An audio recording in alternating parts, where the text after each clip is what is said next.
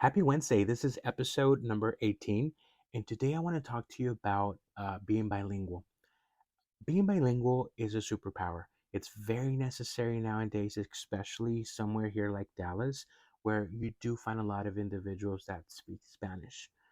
Early on, I understood that my family spoke Spanish, and whenever I would go to school, we would speak English. And soon, once my siblings and I began to grow and we began to speak English, we would speak English, but my parents and grandparents would always make it a point for us to speak Spanish. They wanted us to keep that language and not forget it. And I feel that if my grandparents wouldn't have been here, things would have been different. But the fact that they raised us and mom and dad were at work, we did have that time to speak Spanish with them. And when they began to get sick and we began to translate, it became very obvious that speaking Spanish was going to be something very crucial for us because it was going to determine um, if my grandparents were able to understand what the medical instructions were. And I recall having beautiful conversations with my grandparents that if I didn't speak Spanish, I would have missed a lot of messages. A lot of the times, whenever you don't speak the language fully, you will miss a lot of messages, a lot of stories. And I am grateful for that opportunity to sit and truly understand everything my grandparents would tell us and talk to us about. And my grandma at an early age also made it very clear to me how important it was for me to know the language. That way, whenever we would go visit her family in Mexico, I would be able to communicate with my cousins, with my other grandparents, with my other family. And I can tell you that I never felt uncomfortable, and I never felt not able to speak Spanish with any of my family. I feel that I've been blessed to know the language and to truly have beautiful moments with a lot of family that only speak Spanish.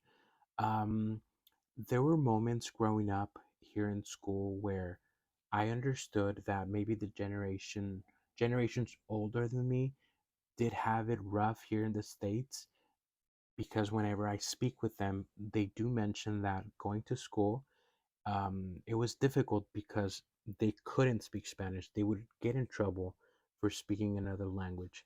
So families back then would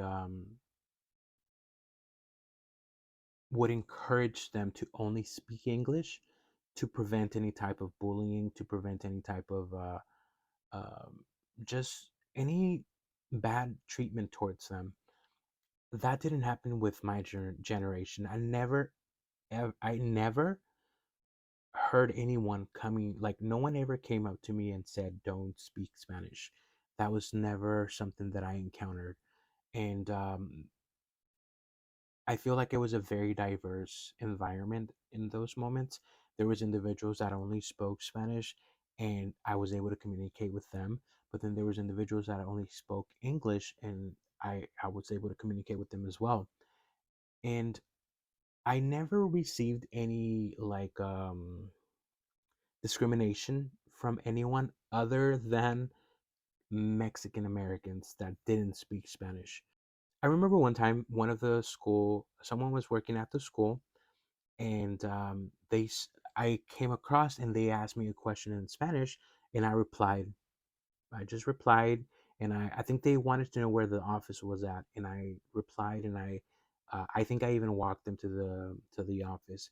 But that was a moment where a student saw me and heard me speaking Spanish, and then after that he called me a name, and I'm not gonna repeat the name, but the name basically means that you're from Mexico and you came illegally here.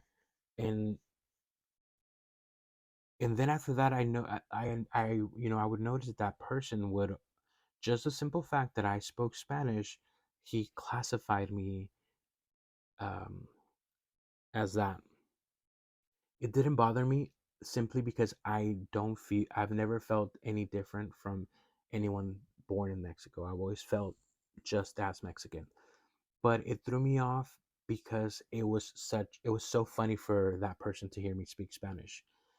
Later on in life, it was funny to me later on in life because we were at a football game. I was playing football, and my dad speaks well. He speaks English well, and he was speaking Spanish with this gentleman. And my dad, I got closer to that gentleman, and I introduced myself in Spanish, and he complimented my Spanish, and he said my son doesn't he never picked up on the Spanish, but I don't know how if that's all I speak is that that's all we speak at the house. And when I saw who his son was, it was the same guy that back years back made fun of me for speaking Spanish. So then I put two and two together, and I was like, he's just ashamed maybe of mm, you know being Hispanic. So you come across a lot of individuals like that, and if I ever felt any type of um, discrimination, it has been from my own people. And whenever I began to get older, as soon as I graduated high school, um, I began to work at an auto insurance place, and never did I know or never did I think that the majority of the people of our clients were going to be Spanish speakers. I'm talking about 95% of our clients were Spanish speakers. So I discovered that my Spanish needed to be good in order to gain their trust and respect. So once they heard that my Spanish was good, I would gain that trust. And I was able to have those clients over and over again when it was time to renew the policies. From that insurance place, I ended up working at a different insurance place. But this insurance place was were clients from South Florida. If you don't know, South Florida is a little bit more diverse as far as other Latin American countries. So that means that we have different accents, we have different words, and we have different ways of like speaking. So I noticed that a lot of the people working at the calling center had a little bit of issues with the clients as far as communicating. And at first, I kind of got a little scared. I felt like I just don't want to be fighting anyone over the phone. But then I discovered that the clients weren't bad. The clients weren't rude or they weren't mean. They were simply from a different country and they had a different way of speaking. And I can tell you that I'm really good at um, knowing where a person is from by the way they speak or their accent. And not only that, but I train my ear to understand everything that they're saying. And I know at times what words to use with different countries. And I pride myself in that because I feel that whenever you speak a different language, it's important. And also when you kind of know where they're from and you use the right words to make it easier for both of you to communicate, people appreciate that. And so growing up, I always understood that I had these two languages to work with. And even though I knew these two languages, I wanted to learn more languages. So whenever high school came along, I remember that we had the option to take a foreign language, and I decided to um, enroll in French. I felt that I already knew English, I already knew Spanish. I wanted to do something different, so I selected French, and it was great because I love French, and for even though I only took French for 2 years, I did learn a lot of words, and of course, I didn't keep on practicing it, so I lost a lot of them. But there's still moments where I listen to songs, I may watch a movie, and I can put two and two together and fully understand a movie at times. But lately, for the past few years, I've been working on Portuguese, and I love it. And I'm to the point where I've already read an entire book in Portuguese. I can watch movies, I listen to music in Portuguese. The only thing now is that I don't have anyone to speak Portuguese with. So at times, I may I do feel self conscious of speaking it because I feel that I'm probably doing it wrong, which is the same feeling that someone that doesn't speak Spanish or someone that doesn't speak English probably feels. And now I understand what they feel. And I want to get to the point where I feel confident in my Portuguese, where I can go to Brazil and navigate Brazil without any help. I'm it's still a long road for me, but I'm so excited to continue to learn the language. Um, Italian is very similar to Spanish, so there's moments where I do take the time to watch maybe a movie in Italian or listen to music in Italian, and I love that. I feel that trying to understand or learning another language is the easiest way to connect to someone. And I want to let you know that other languages, someone speaking a different language has never stopped me or prevented me to um, engage with them. There's moments where I've been with clients that maybe Arabic, maybe um, Filipino. I think at one time they spoke that language, and I was able to communicate with them using Google Translate.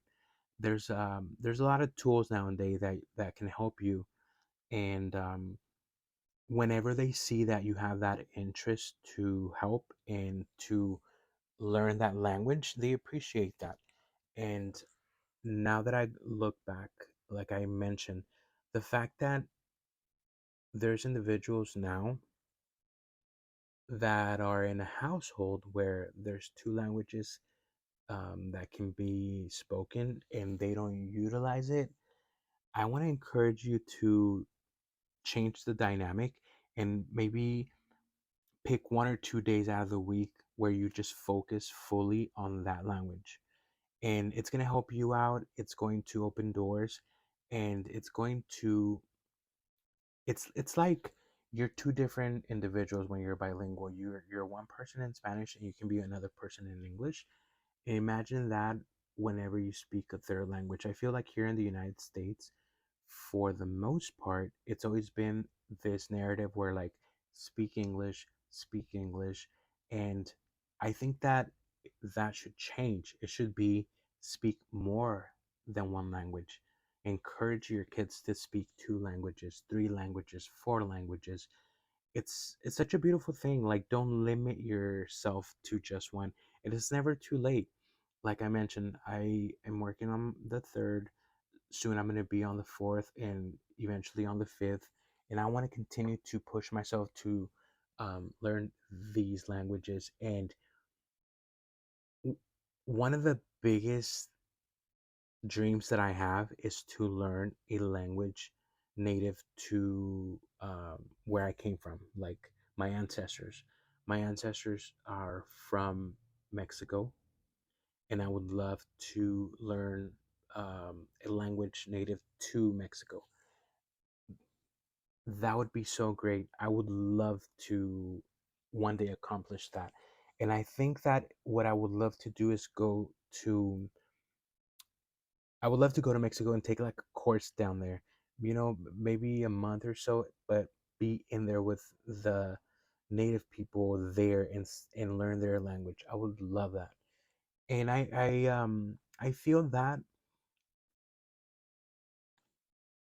feel that I try my best to um promote being bilingual and for everyone to learn more than one language.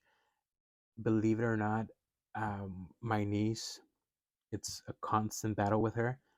She's not my child, so that's not something that I can like kind of force on her. But I do encourage her, and I always tell her, please try to try to learn Spanish as much as you can. I feel that with my kids, I would do it early on. I would love to their base be at three languages. I want them to know their English, Spanish, and another language. That's something that I would love for my children to do, and as they get older, to learn more languages. Um, I guess the one thing that I take from being bilingual that I am so grateful is the opportunity that I had to connect with my grandparents.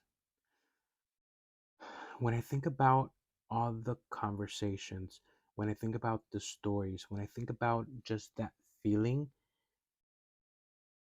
if I didn't know the language, there was no way that I would have connected with them. Like there's a lot of there's a lot of stories and a lot of moments that only knowing the language, and apart from knowing the language, just the different words that are used that can be different and that are unique to those areas truly makes a difference. And understanding and being aware of my ear, like being aware of how things sound. So my dad is from one part of Mexico and my mom is from a different part of Mexico. So the words that are used and the way they speak is very different.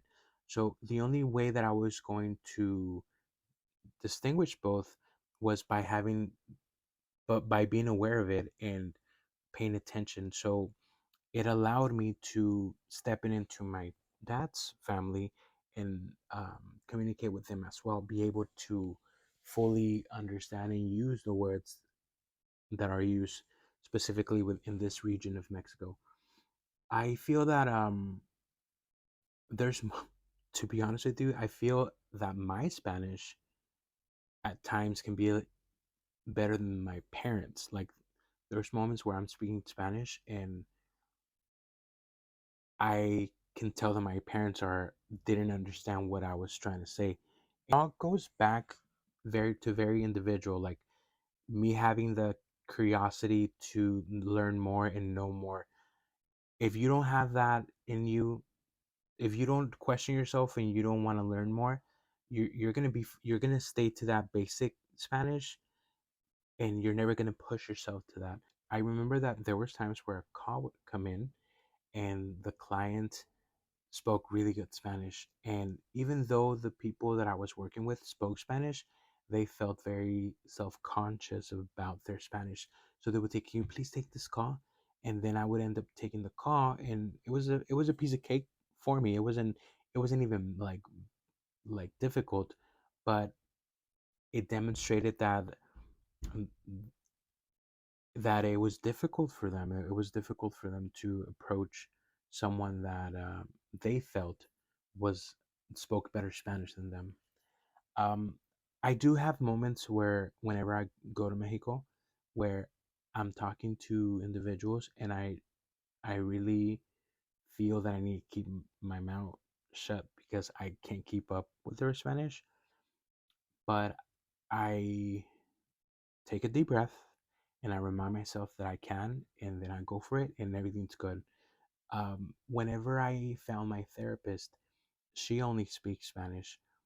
And at first, I was like a little hesitant. I was like, I'm probably not going to be able to do it, but I've been able to, and I love it. And her first assignment for me was to write down my story. So I had to type it in Spanish. And then after I typed it in Spanish, I had to recite my everything. And and I loved it because I knew what words to use for her to understand what I was trying to say. So I knew exactly what words to use. And that was great. It, and it motivated me to continue writing that story and typing that story. So right now, I pretty much have an entire book of my life in Spanish. So I would love to do the same. I'm going to type it in English, translate it, and I'll talk to y'all more about that in a later video. But I guess what I take from this and what I want to recommend is for you to motivate yourself to learn a second language. It's never too late. Understand that in this world, when we come to this world, we have no limits, and I feel like society always wants us to be in this small box, and you can only speak one language. And no, I feel that if you erase that from your mind and you tell yourself you can do more, you can learn more, you're going to be in a better space and better place later on. So continue to, if you come from a household that is two languages are spoken, but one of them is a little off, continue to practice.